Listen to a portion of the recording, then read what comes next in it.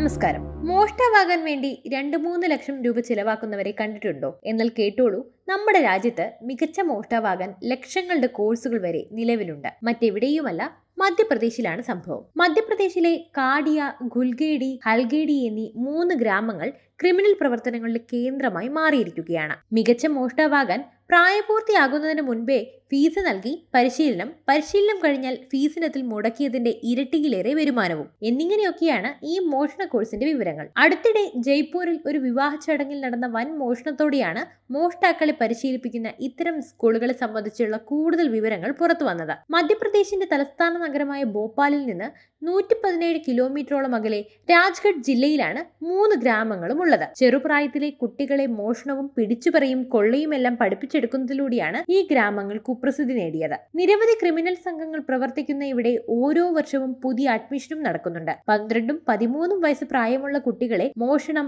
കവർച്ച, കൊള്ള എന്നിവയിൽ പരിശീലിപ്പിക്കാൻ മാതാപിതാക്കൾ ഈ ഗ്രാമങ്ങളിലേക്ക് അയക്കുന്നതായാണ് NDTV റിപ്പോർട്ട് ചെയ്യുന്നത്.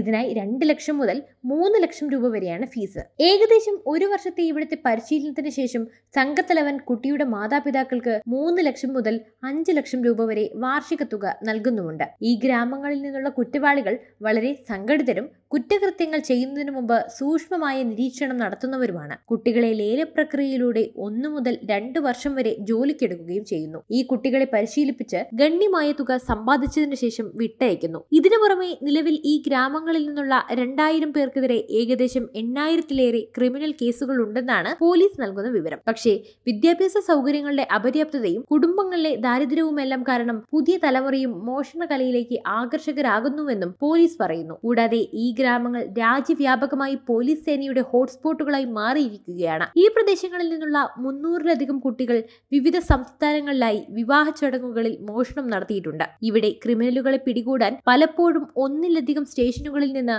പോലീസിന് എത്തിക്കേണ്ടി വരാറുമുണ്ട്. എന്നാൽ മോഷണത്തിന് പുറമെ ചൂതാട്ടത്തിലും അനധികൃത മദ്യവിൽപ്പനയിലുമെല്ലാം കുട്ടികൾ ഇവിടങ്ങളിൽ പരിശീലനം നൽകുന്നുണ്ടെന്നാണ് ADGP തന്നെ പറയുന്നത്. പിടിക്കപ്പെടുമെന്നോ ശിക്ഷിക്കപ്പെടുമെന്നോ ഭയമില്ലാതെയാണ് ഇവർ മോഷണത്തിന് ഒരുങ്ങുന്നത്. ഒരു ജുവലറിയിൽ പോകാതെ തന്നെ മോഷ്ടിച്ച ആഭരണങ്ങളുടെ മതിപ്പ് മനസ്സിലാക്കാനുള്ള കഴിവ് ഇവർക്കുണ്ടെന്നതും ശ്രദ്ധേയമാണ്. വാർത്തയുടെ നിറം തേടി തനി നിറം.